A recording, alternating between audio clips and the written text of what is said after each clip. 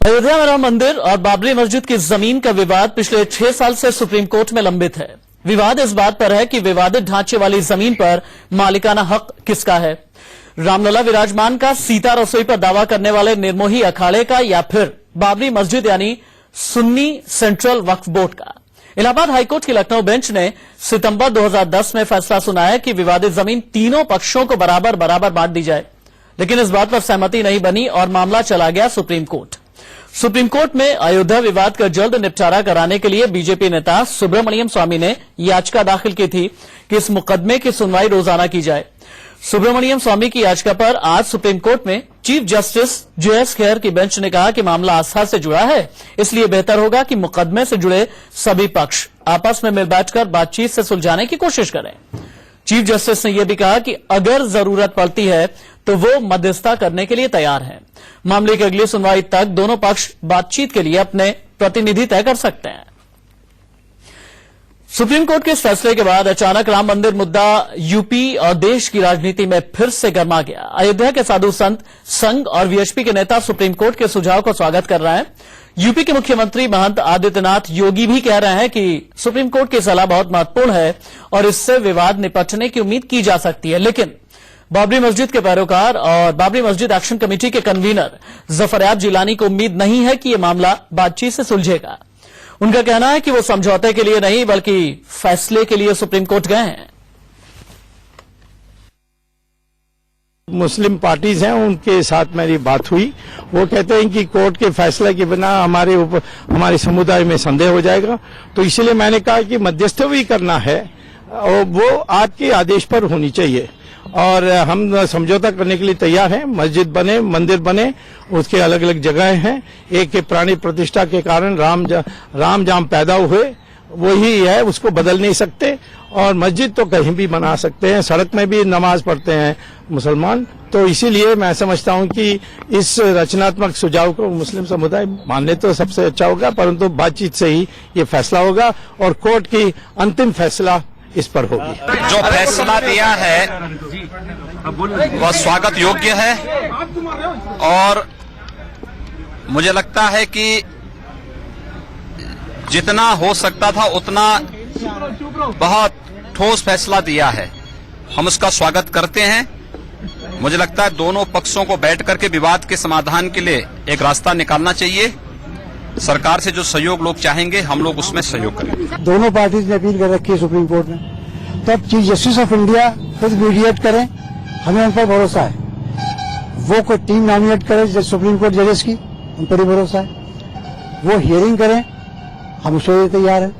लेकिन out of court settlement के लिए वो हमसे कहेंगे तो हम नहीं जा सकते हैं, और वो इसके लिए कोई ऑर्डर पास करेंगे तो हम उस पर गौर करेंगे। ये बात तो बिल्कुल ठीक है कि हिंदू मुसलमान दोनों बुलाए जाए, साधु संत बुलाए जाए, मौलवी बुलाए जाए, वकील बुलाए जाए, क्योंकि इसमें सारे लोग जुड़े हुए हैं।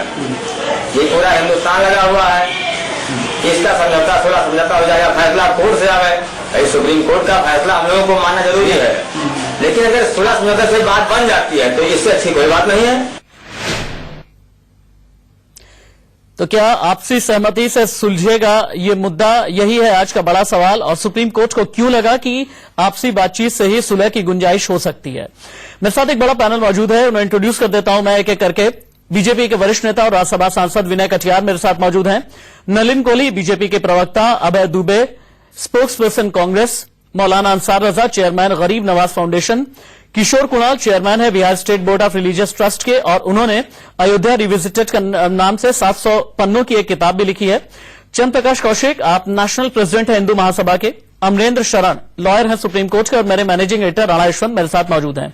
विनय कटियार जी, मेरा पहला सवाल आपसे होगा। मेरा पहला सवाल यह है कि इससे पहले 9 से ज्यादा बार आउट ऑफ कोर्ट सेटलमेंट करने की कोशिश हुई, लेकिन हर बार बात बनी नहीं। इस बार नया क्या होगा? नहीं, हमारा कहना है कि जो भी सुप्रीम कोर्ट ने अपना सुझाव दिया है तो ये स्वागत योग्य कदम है और इसमें दोनों पक्षों को भागने की जरूरत नहीं है। बैठ करके मिल करके इस समस्या का समाधान करें।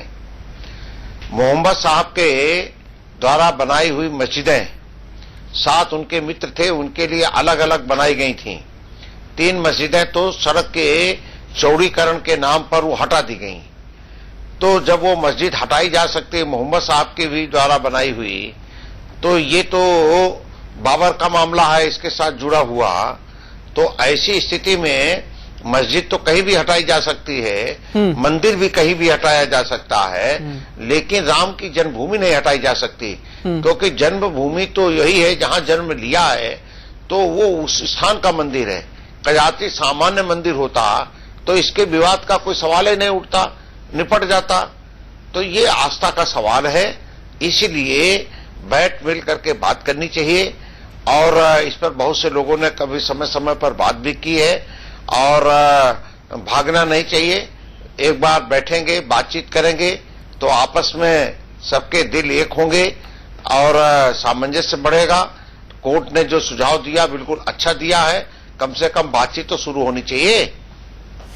मौलाना अंसार रजा, आपको क्या लगता है कि जो सुन्नी वक्फ बोर्ड वाला जो पक्ष है वो क्या बैठेगा? जो भी मुस्लिम कौम की नुमाइंदगी करता है, क्या वो बातचीत के लिए बैठेगा? और दूसरा सबसे बड़ा सवाल यह है कि सुब्रमण्यम स्वामी ने यह कहा है कि इस्लामिक कंट्रीज से के मौलवियों से मैंने बात की है और मस्जिद को अगर जरूरत पड़े तो एक जगह से दूसरी जगह पर हटाया जा सकता है।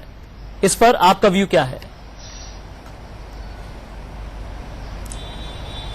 देखिए राशिद साहब, सुब्रमण्यम स्वामी का जहां तक सवाल है, बार बार यही सवाल आता है। मैं एक बात बता दूं, सुब्रमण्यम स्वामी साहब का दिमागी संतुलन ठीक नहीं है, तो उनके बारे में तो आप बात ही मत कीजिए, ठीक है ना। इसलिए कि अभी कल उन्होंने इतना बड़ा बयान दिया है कि उन्होंने हमारी देश की विदेश मंत्री तक को आतंकवादियों का समर्थक कह दिया है। तो मैं समझता हूं कि उनकी बात को ज्यादा सीरियस आपको नहीं लेना चाहिए। यही बात विनय कटियार जी भी कह रहा है, पता नहीं कौन से इस्लामी मस्जिद को कहीं और हटाया जा सकता है, कहां मिल गए उनको। नहीं देखिए, मैं उन्होंने तो ये भी कहा कि मंदिर को भी हटाया जा सकता है, ये भी कहा है उन्होंने। एक ही बात मत बोलिए ना, विनय कटियार साहब ने दोनों बातें कही हैं। मैं एक बात आपको क्लियर करके बता दूं, हमारे यहां मजहब में जहां एक मर्तबा नमाज हो गई, अगर मस्जिद की शक्ल में हो गई तो हमेशा मस्जिद ही रहेगी, उस जगह पर कोई दूसरी चीज नहीं बन सकती। अगर नमाज की मस्जिद की शक्ल में नमाज हुई है तो, वैसे तो हम रोड पे भी नमाज पढ़ते तो वहां मस्जिद नहीं बना सकते हम। एक बात देखिए, मैं विनय कटियार साहब या जो पैनल है, चूंकि मेरे सामने टीवी नहीं है तो मुझे नहीं पता कि आपके पैनल में कौन कौन बैठा है। एक बात मैं राशिद साहब कहना चाहता हूं, पूरे मुल्क के लिए, मंदिर बने या मस्जिद बने, हिंदुस्तान के लोगों की लाशों पे से चढ़ के कुछ नहीं बनना चाहिए। आप मंदिर बनाइए, मस्जिद बनाइए, जो करना है वो कीजिए, भारतीयों की लाशों पर चढ़ करके कुछ मत बनाइए। और जहां तक कोर्ट का सवाल है, मुझे यह लगता है कि माननीय कोर्ट अपना पल्ला झाड़ करके दूसरी तरफ बॉल फेंकना चाह रहा है। माननीय कोर्ट से मैं गुजारिश करूंगा, आपका अधिकार है, आप सबको बुलाइए और आप एक आदेश दे दीजिए, जो फैसला करना है एक बार में कर दीजिए। आप क्यों इतने दिन से मामला लटका करके लोगों को जो है नलिन कोहली भावनाएं भड़काई जा रही हैं, इंतजार किया करवाया जा रहा है। जो करना है आपको, मंदिर के लिए आदेश देना है, मंदिर के लिए आदेश दीजिए, मस्जिद बनाना है, मस्जिद के लिए आदेश दीजिए, जो करना है एक बार में कह दीजिए। नलिन कोहली के पास चलते हैं। नलिन,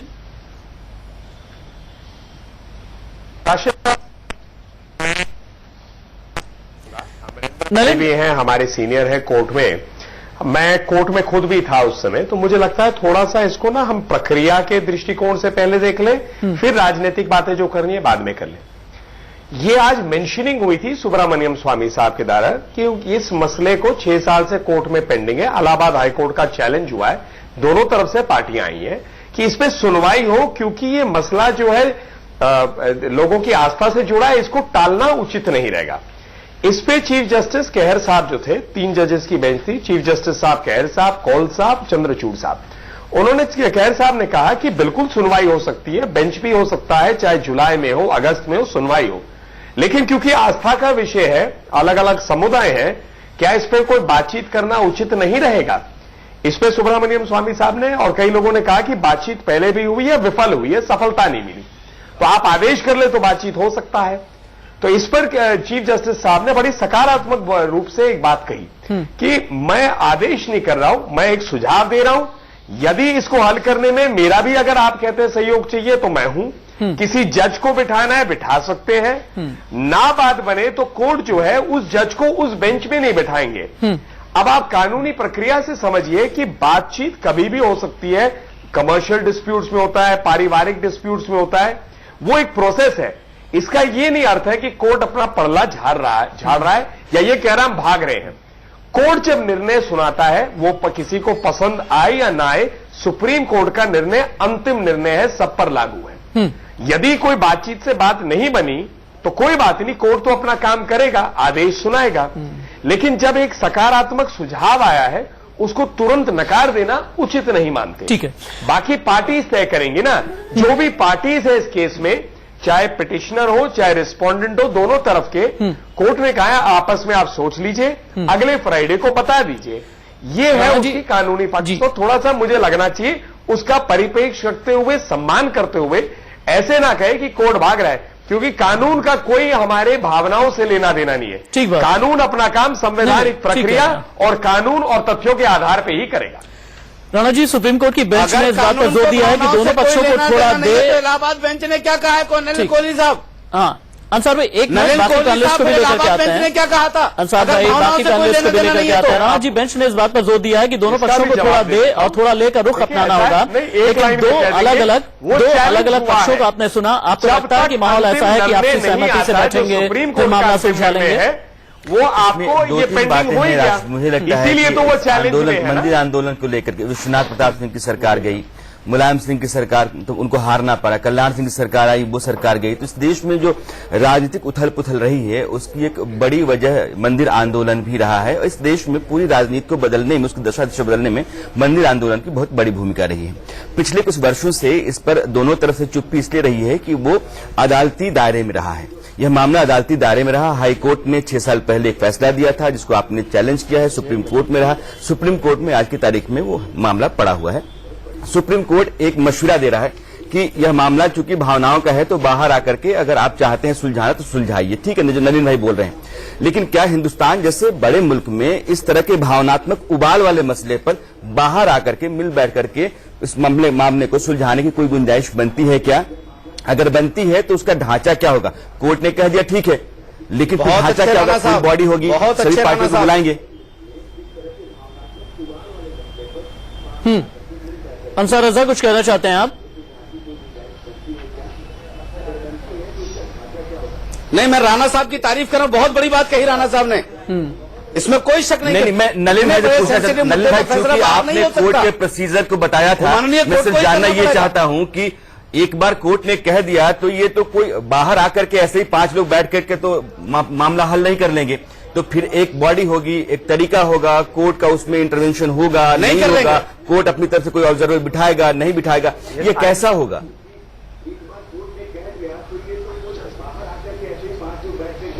हम जल्दी उठ जाएंगे।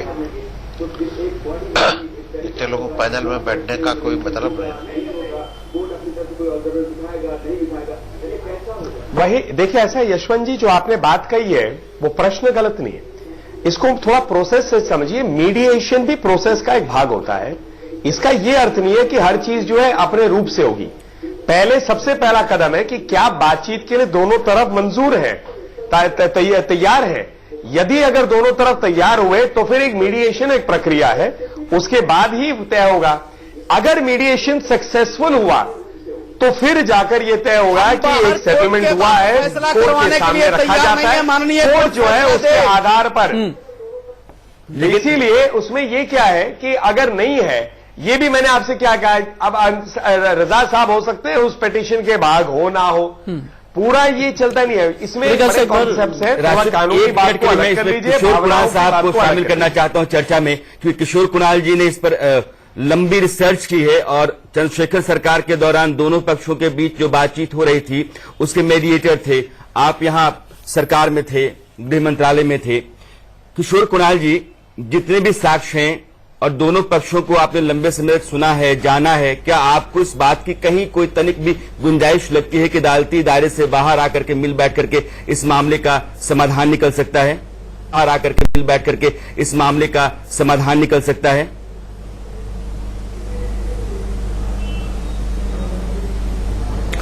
ऐसा है, 5 प्रधानमंत्रियों जी के समय में प्रधानमंत्री जो थे, राजीव गांधी जी, विश्वनाथ प्रताप जी, चंद्रशेखर जी, नरसिम्हा राव जी, और बाद में वाजपेयी जी के समय में भी कांची के शंकराचार्य जी ने बात की थी।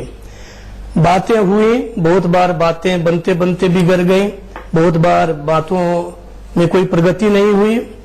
लेकिन मैं एक बात और कहना चाहता हूं कि जब 30 सितंबर 2010 को माननीय उच्च न्यायालय, इलाहाबाद उच्च न्यायालय ने फैसला दिया, तो फैसला लिखने के पहले जब बहस समाप्त हो गई थी तो तीनों माननीय न्यायमूर्तियों ने जितने पक्ष थे उन सबों के वकीलों को अपने चैम्बर में बुलाया था, एक एक से पूछा था कि आप क्या चाहते हैं कि समाधान हो, समझौते से इसका समाधान हो। कोई उस समय तैयार नहीं हुआ। उसके बाद भी माननीय हाईकोर्ट ने कहा था कि यदि अभी आप तैयार नहीं हैं, फैसला लिखने में 3-4 महीने का समय लगेगा, उस समय भी यदि आप तैयार हो जाएं या पहल करें तो हमारे ओएसडी को खबर करेंगे, हम फिर बेंच बना करके आप लोगों की बात सुनेंगे। तो उस समय कोई पक्ष बात सुनने के लिए तैयार नहीं था। हाईकोर्ट का जो फैसला हुआ, एक एक व्यक्ति, एक एक पक्ष सुप्रीम कोर्ट में अपील में गया है। समाधान यदि पारस्परिक वार्ता से हो तो इससे बढ़िया कोई उपाय नहीं है। इसलिए सुप्रीम कोर्ट के फैसले का फैसला नहीं है, ये मामूली केवल सुझाव है, इसका स्वागत किया जाना चाहिए। जिनमें ये सुझाव है जी। और आज 1990 में जो पहली वार्ता हुई थी या 2010 में जजमेंट आया और आज 2017 में बहुत स्थितियों में अंतर है। अंतर यह है कि 1990 में जो साक्ष्य थे जनता के पास, वो उससे अधिक साक्ष्य 2010 में थे, और आज 2017 में जितने साक्ष्य हैं उनके आधार पर कोई भी व्यक्ति जिसको कानून की जानकारी है वो बतला सकता है कि किसके पक्ष में कितना। ठीक है किशोर जी, दोबारा आपके पास में आते हैं। क्योंकि विनय कटियार जी को जाना है, इसलिए 1-2 सवाल मैं उनसे, विनय कटियार जी से मैं और भी कर लेना चाहूंगा। विनय कटियार जी, चूंकि जफरयाब जिलानी जो बाबरी मस्जिद एक्शन कमेटी के कन्वीनर भी हैं, जफरयाब जिलानी ने सीधे तौर पर नकार दिया है। उन्होंने ये कहा कि मिल बैठ करके तो 8 बार 9 बार प्रयास हो चुके हैं और अब मिल करके हम कोई बात नहीं करेंगे, जो भी मामला होगा सीधे सुप्रीम कोर्ट की तरफ से ही ये फैसला जो आएगा वही हमें मंजूर होगा। अगर उधर से नकार दिया गया है तो अब आप लोग क्या करेंगे? नहीं, जिलानी साहब को यह भी बताने की जरूरत है कि 78 बार युद्ध हो चुका है इसको लेकर के, राम जन्मभूमि के उसके विवाद को लेकर के। सवाल ये उठता है, वो राम की जन्मभूमि है, वो साधारण मंदिर नहीं है। लेकिन बातचीत हम नकार दें तो ये अच्छा कदम नहीं होगा। सबको बैठना चाहिए, दोनों पक्षों को बैठना चाहिए, ईमानदारी से बात करनी चाहिए। क्योंकि सुप्रीम कोर्ट ने भी कहा, सारी हाई कोर्ट ने भी कहा है कि आस्था का प्रश्न है, और जब आस्था का प्रश्न बताया है तो ये केवल मंदिर का सवाल नहीं रह गया है, ये जन्मभूमि का सवाल रह गया। कटियार साहब, आस्था का प्रश्न दोनों तरफ से है ना, या खाली एक तरफ से? नहीं, ऐसा है, मंदिर और मस्जिद ये दोनों हटाए जा सकते हैं। कारण है, सड़क बनती है तो बीच में अगर मंदिर आता तो मंदिर भी हटाए जाते। हमारे देश के अंदर जाने कितने ऐसे उदाहरण हैं जहां पर मंदिर हटाए गए हैं। जी विनय जी, लेकिन हमारे यहाँ जब सुन्नी वक्फ बोर्ड का ये कहना है, बाबरी मस्जिद एक्शन कमेटी का ये कहना है कि आप लोग अपनी बातें इसलिए इतना अग्रेसिव तरीके से रख रहे हैं क्योंकि केंद्र में भी भरपूर मैंडेट आपको मिला था और यूपी में भी अब जबरदस्त मैंडेट मिल गया है, और आरएसएस के नेता एमजी वैद्य ने कह दिया है कि राम मंदिर के लिए मैंडेट मिला है और इसीलिए और भी ज्यादा आप लोग अग्रेसिव हो गए हैं। ऐसा है क्या? नहीं, कहां एग्रेसिव हो रहे हैं? कहां आपको दिखाई दिया कि एग्रेसिव हो गए? सवाल है, इसी प्रकार का जो भ्रम फैलाया जा रहा है यही ठीक नहीं है। सवाल ये उठता है कि भाई जब वहां पर तो कोई मस्जिद है नहीं, आज की तारीख में भी कोई मस्जिद नहीं है, अगर कोई चीज है तो केवल मस्जिद है, इसके अलावा तो कुछ है नहीं।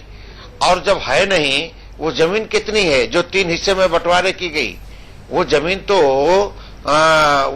वो जो है 18 by 80 square feet, 60 by 80 square feet की जमीन है जहां पर विवाद चल रहा है।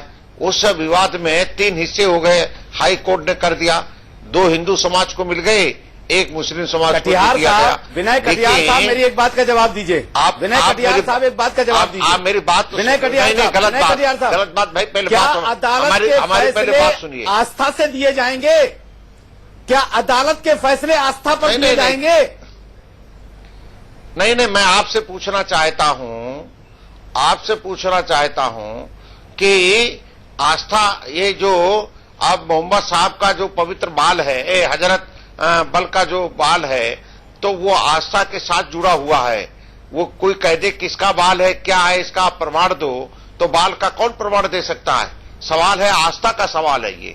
तो ये आस्था के साथ जुड़ा हुआ जो सवाल है, एक बार काम करते हैं, अभय दुबे भी आना चाहते हैं, कांग्रेस नेता अभय दुबे भी इस डिबेट में आना चाहते हैं और अभय दुबे भी कुछ कहना चाहते हैं। अभय दुबे जी अपनी बात कहिए और आपकी बात इसलिए इस डिबेट में होना बहुत जरूरी है क्योंकि 80 के दशक में पेंडोरा बॉक्स कांग्रेस ने खोला था।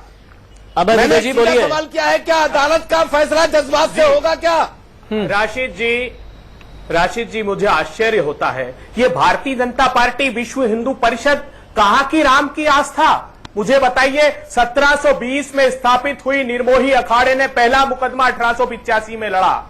उस 1885 से लेकर 1984 तक कोई राम मंदिर की सुध लेने वाला नहीं था, लेकिन ये सत्ता की लोलुपता है जिसमें राम नाम अभय दुबे जी जाने दीजिए सत्ता की लोलुपता। सभी को याद है कि राजीव गांधी ने किस तरह से ये गलत किया था उस वक्त में, और सभी को याद है कि शाहबानो वाले फैसले के बाद किस तरह से प्रेशर था, इसलिए मत याद दिलाइए। अभय दुबे जी, सत्ता की लोलुपता 80 के दशक के अंत में कांग्रेस को थी, तभी ये पेंडोरा बॉक्स खुला था।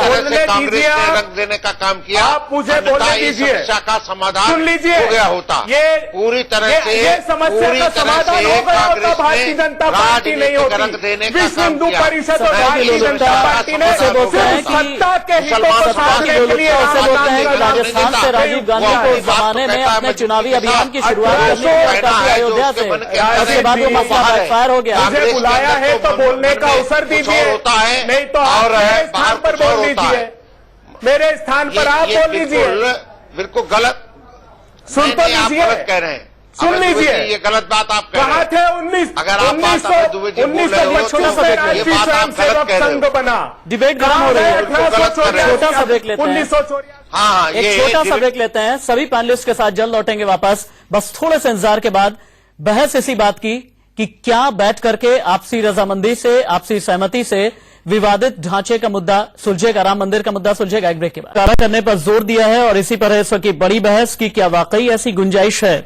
चंद्रप्रकाश कौशिक, नेशनल प्रेसिडेंट हिंदू महासभा के हमारे साथ मौजूद है। विनय कटियार जी अभी ब्रेक पर जाने से पहले ये कह रहे थे चंद्रप्रकाश जी कि ये महज एक महाजिद है, इसके अलावा कुछ भी नहीं। अगर महाजिद उनकी समझी जाए तो हिंदू महासभा की भी महाजिद क्यों ना समझे?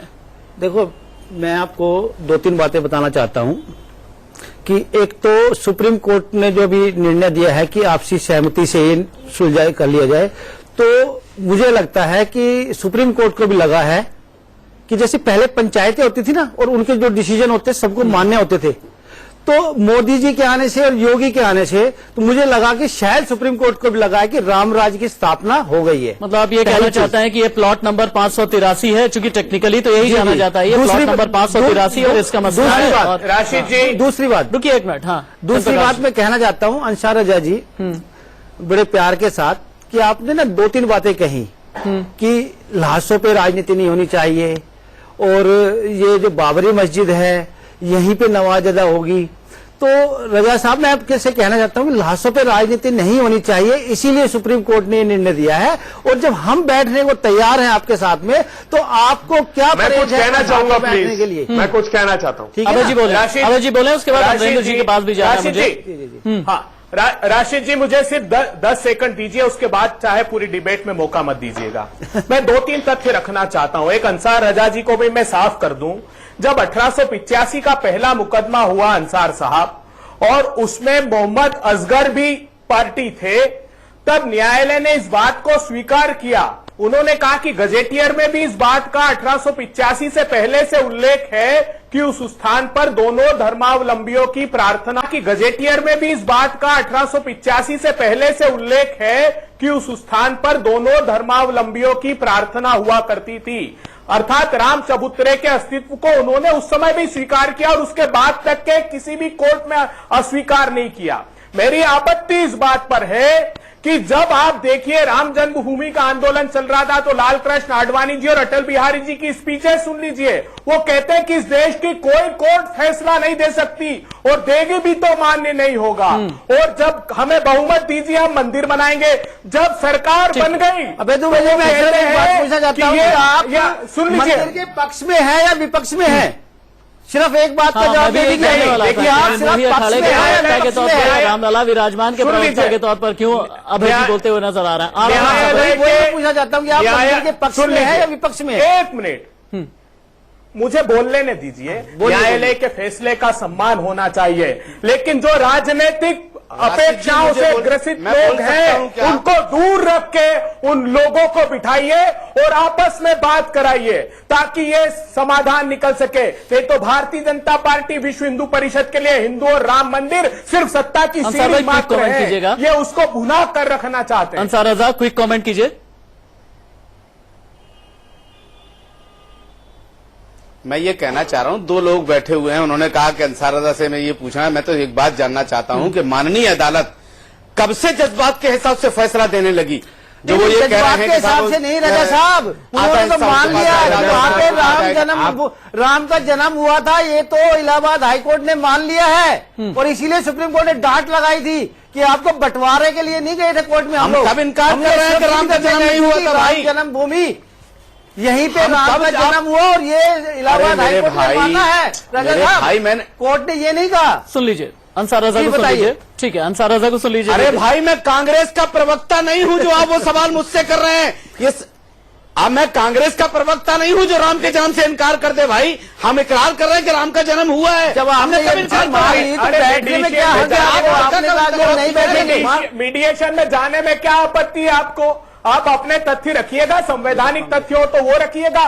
चर्चा से क्यों आप अलग हटना चाहते हैं? मुझे लगता है राणा जी के बीच में लेकर के आना पड़ेगा मुझे। राणा जी कि जो राजनीति सरकार को लेकर के क्यों है? बात कहना चाह रहा हूं कि माननीय कोर्ट को कुछ लोग आज दिन में ये भी कहते हुए नजर आए, अंसार भाई एक मिनट, कुछ लोग आज दिन में ये भी कहते हुए नजर आए क्योंकि 90 के दशक में सन 1992 में कल्याण सिंह ने एफिडेविट भी फाइल कर दी थी, उसके बावजूद भी विवादित ढांचा ध्वंस हुआ और उसके बाद फिर कल्याण सिंह अपनी बातों से सीधे तौर पर मुकर गए, तब जबकि अदालत ने एफिडेविट फाइल की थी और इस वजह से मौजूदा सरकार पर किसी भी तरह का विश्वास नहीं होता है। क्या ऐसी क्रेडिबिलिटी क्राइसिस भी है क्या?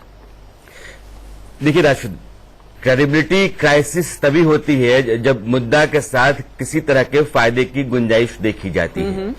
अब क्रेडिबिलिटी क्राइसिस जो है एक सब्जेक्टिव इशू है, किसके साथ कहां जुड़ता है और किसके साथ नहीं जुड़ता है यह वो लोग तय करते हैं जो लोग अलग अलग हिस्सों में बटे होते हैं।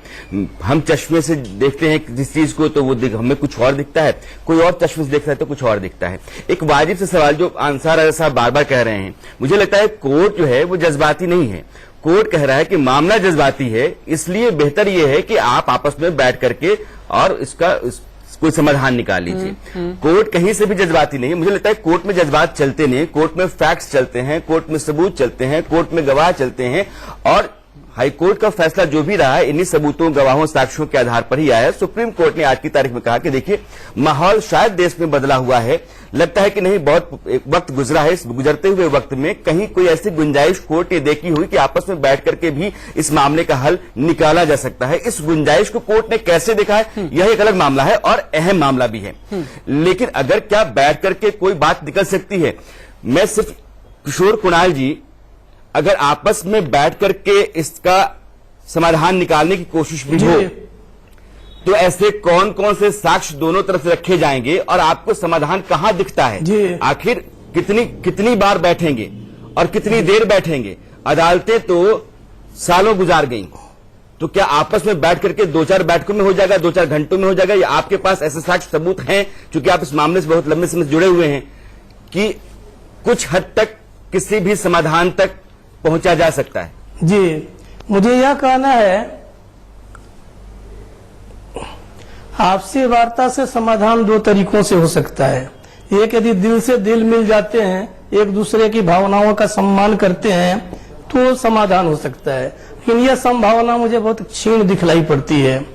दूसरा उपाय हो सकता है कि दोनों पक्षों के पास जो प्रमाण हैं वो देश के बड़े कानूनविद लोग जो हैं, सुप्रीम कोर्ट के एक जज साहब को चीफ जस्टिस ऑफ इंडिया दे दें, 2-3 और बड़े बड़े जजों या कानूनविदों को साथ कर दें और दोनों पक्षों के या जिसके पास जो सबूत है संक्षेप में लिखित रूप से उनके पास रख दे और वो तीनों पक्षों, चारों पक्षों या जो पक्ष हैं सामने बुलाकर कह दे कि देखने से लगता है कि ऐसी स्थिति बन रही है। आप मान ले तो मुझे लगता है कि वैसी स्थिति में समाधान अमरेंद्र हो जी। सकता है। जब लोग देखेंगे कि हम हार रहे हैं, कोर्ट में जरूर हार जाएंगे, तो समाधान हो सकता है। एक बात मैं केवल कह देना चाहता हूं, क्योंकि मैं 1990 से जुड़ा हुआ हूं, जहां तक ऐतिहासिक साक्ष्यों का सवाल है, जो स्थिति 1990 में थी वो 2010 में नहीं थी। 2010 में बराबरी का फैसला हुआ या थोड़ा इधर पक्ष में फैसला हुआ। आज 2017 में स्थिति यह है कि वहां राम जन्मभूमि थी, राम मंदिर था, और मंदिर ही नहीं था, भगवान श्री राम के जन्मस्थान का निर्धारण सदियों से था, जो कि सब पक्ष मानते थे। हिंदू भी मानते थे, मुसलमान भी मानते थे, अंग्रेज भी मानते थे। इसलिए इन साक्ष्यों को यदि किसी भी व्यक्ति के सामने रखा जाए जो कानून के जानकार हैं, और यदि वो बतला देते हैं कि हाँ ऐसी बात है, तो मान ले सकते हैं। मेरा तो कहना है कि अयोध्या का मन दोनों पक्षों में नहीं जाना है। अमरेंद्र जी शायद बेहतर तरीके से और टेक्निकली हमें समझा पाएंगे। अमरेंद्र जी, मैं एक तो माफी चाहूंगा क्योंकि अब मैं आपको डिबेट में थोड़ा सा लेट लेकर के आ रहा हूं। आज मुझे हमें ये थोड़ा समझाइए कि प्रोसीजर क्या होगा आपस में जब बैठ करके बातचीत होगी, अलग अलग मुख्तलिफ पक्ष जब बैठेंगे तो प्रोसीजर क्या होगा? पहली बात तो यह है कि साक्ष्यों की बात अभी नहीं है। अभी तो सिर्फ इतनी बात है कि क्या आपस में सहमति बनाई जा सकती है। मेरा यह मानना है कि अगर 100 बार भी फेल हो गया हो तो 101 बार इसको ट्राई किया जाना चाहिए, क्योंकि आपसी सौहार्द से अगर कोई मामला निपट जाए तो बहुत अच्छा है।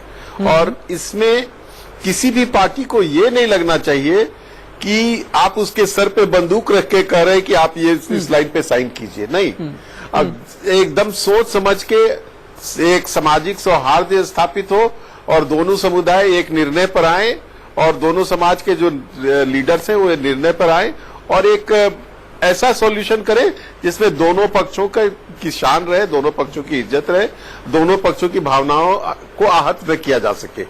ऐसे सॉल्यूशन को खोजने का प्रयास किया जाना चाहिए जी। और अगर ये प्रयास विफल होता है तो नलिन जी के पास जाना बहुत जरूरी है। अंसार भाई आपके पास आता हूं। कोर्ट तो है ही, नलिन कोहली के पास जाना बहुत जरूरी है। तो कोर्ट देखेगा। जी ठीक है, नलिन कोहली के पास जाना जरूरी है। नलिन कोहली, चूंकि अदालत के अंदर जो पक्षकार हैं वो है निर्मोही अखाड़ा और इसके अलावा हिंदू महासभा और सुन्नी वक्फ बोर्ड। मैं ये समझना चाहूंगा कि जब ये पक्षकार साथ में अगर बैठते हैं, बैठने के लिए तैयार होते हैं, तो इसके लिए किसी तरह का इनिशिएटिव क्या केंद्र सरकार की तरफ से या यूपी गवर्नमेंट की तरफ से भी लिया जाएगा? इसको समझ लीजिए, कई इसमें और सुब्रमण्यम स्वामी साहब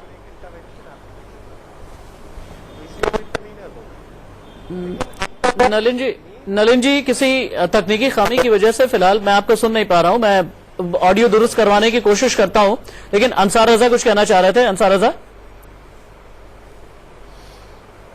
नहीं, इसमें सरकार का कोई दखल नहीं। दो बातें कहना चाह रहा हूं। जो साहब अगर केंद्र सरकार या उत्तर प्रदेश की सरकार का दखल होगा, राणा साहब, अमरेंद्र जी जल्दी से अपनी बात पूरी करें। एक पक्ष को अच्छा नहीं लगेगा। अच्छा ठीक है, हाँ अंसार रजा। नहीं, मेरा ये कहना है कि इसमें सरकार का दखल नहीं होना चाहिए। ठीक है, सरकार का अगर दखल होगा, देखिए केंद्र सरकार का या उत्तर प्रदेश, राणा साहब ने जो बात कही है और एक साहब जो बैठे हुए हैं उन्होंने कहा है, इसीलिए दोनों पक्ष को बात करनी चाहिए। अंसार रजा, मैं बोलूं क्या? बोलिए। आप नहीं बोलेंगे तो मेरा प्रोग्राम आगे कैसे बढ़ेगा? बोलिए। देखिए अभी अच्छा, चलिए शुक्रिया साहब, कम से कम इतनी अहमियत दी आपने। राणा साहब ने जो बात कही है, एक साहब और जो बैठे हुए हैं उन्होंने कहा कोर्ट को लगने लगा जैसे राम राज्य आ गया हो। मैं समझना चाहता हूं कि कोर्ट इन तमाम चीजों को देखता है क्या कि चौधरी साहब की सरकार है। नलिन भाई बुलाऊंगा। नहीं, मुझे अपने आप को, आपके जहन में अपने आप को ठीक करने दीजिए। मैंने ऐसा कभी नहीं कहा। मैंने सिर्फ ये कहा है कि कोर्ट, चूंकि मामला जज्बाती है, तो कोर्ट को शायद कहीं ये लगा होगा कि दोनों कौमें अहम हैं और दोनों के बीच में एक बेहतर माहौल शायद आपस में बैठकर सुलझाया जा सकता है।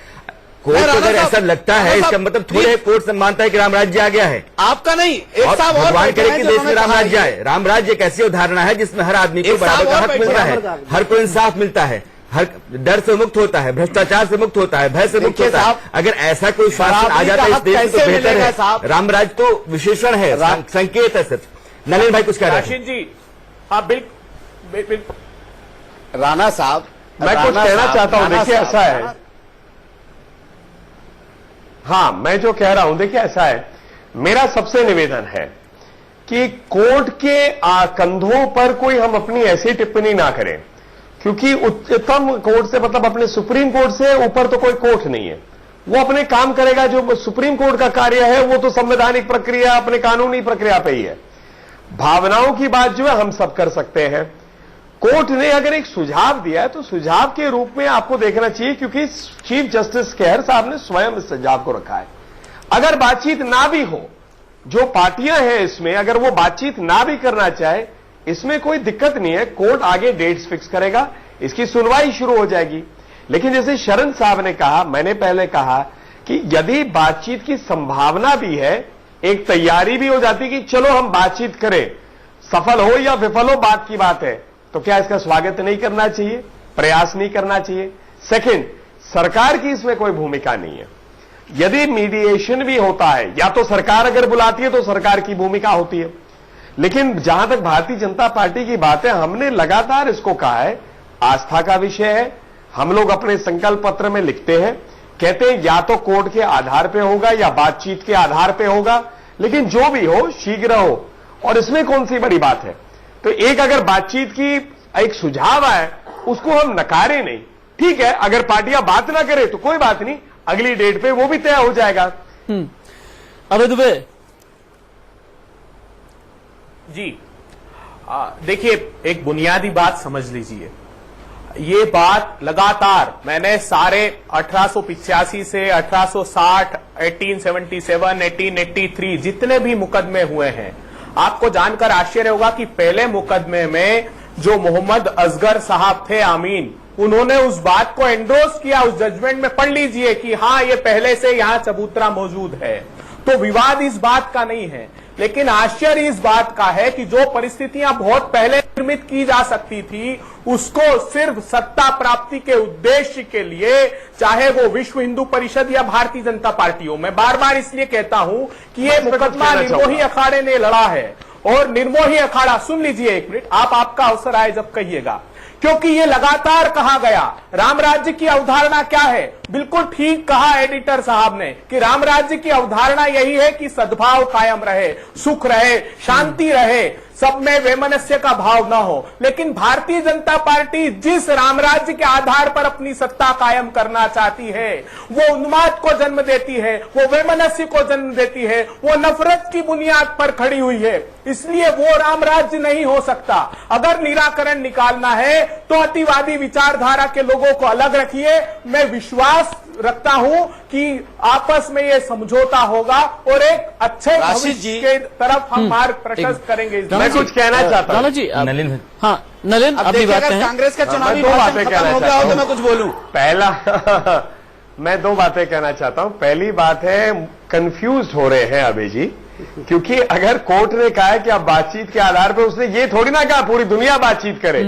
बातचीत कोर्ट के अंदर में जिन्होंने अपने जो रिस्पोंडेंट और पिटिशनर हैं वही तो बातचीत करेंगे, क्योंकि उन्होंने ही तो चैलेंज किया है इलाहाबाद हाईकोर्ट के जजमेंट को। दूसरी बात है कि मैं जो बीच में कह रहा था कि थोड़ा कह दूं, तो अभय जी पता नहीं कि वो अपनी पार्टी की लाइन रख रहे हैं या बाकी जितने कांग्रेस के प्रवक्ता हैं वो पार्टी की लाइन रख रहे हैं, क्योंकि इससे पूर्व डिबेट में भी कांग्रेस ने बड़े तारीफ की और कहा ये अच्छी बात है। जितने चुनावी भाषण अभी अभय जी ने दिया, मेरे बाकी डिबेट्स में किसी कांग्रेस के प्रवक्ता ने दिया। तो हो सकता है उनकी किसी ने अपने कांग्रेस सेल में बातचीत नहीं होगी, वो एक अपना पक्ष ले रहे होंगे। कल तक ये भी तय हो जाएगा कि ये इनका पक्ष करेक्ट है या बाकी जो प्रवक्ता है उनका पक्ष करेक्ट है। ठीक है, अबे जी, मैं देखिए एक मिनट राशिद जी एक 10 सेकंड नाम दीजिए। पर केंद्र की सत्ता प्राप्त कर ली बीजेपी ने, उत्तर प्रदेश की सत्ता प्राप्त कर ली। आप राशिद जी नहीं, मैं इसको पहले क्लियर कर दूं कि भारतीय जनता पार्टी सबका साथ सबका विकास के आधार पर उत्तर प्रदेश में आई है। नलिनी जी, जो भी मैं आदित्यनाथ जी ने वही कहा है और वही केंद्र सरकार ने सुप्रीम कोर्ट ने यह जरूर कहा है। एक हम इसको कंफ्यूज ना करें। Rana ji, honourable supreme court ने यह जरूर कहा है कि जो अलग अलग पार्टीज है वो बैठ करके आपस में रजामंदी बनाए, सहमति बनाए और अगर प्रिंसिपल मीडिएटर की जरूरत है तो सुप्रीम कोर्ट बैठ जाएगा। लेकिन क्या आपको लगता है कि पॉलिटिकल इन्फ्लुएंस के बिना ये सब कुछ होगा? क्योंकि डायरेक्टली इनडायरेक्टली तो पॉलिटिकल इन्फ्लुएंस होता ही है। इसी बहस में राष्ट्रीय दो स्थितियां आई हैं और मुझे लगता है कि इसको समझना बहुत जरूरी है। जो अभय दुबे जी कह रहे हैं, अभय दुबे का कहना यह है कि राम राज्य के नाम पर सत्ता प्राप्ति करने की कोशिश बीजेपी लगातार करती रही। बीजेपी कहती है कि सत्ता के जरिए हम राम राज्य तक पहुंचाने की कोशिश करते हैं। अब देखिए, राम राज्य का इस्तेमाल दो अलग अलग पार्टियां किस तरीके से करती हैं।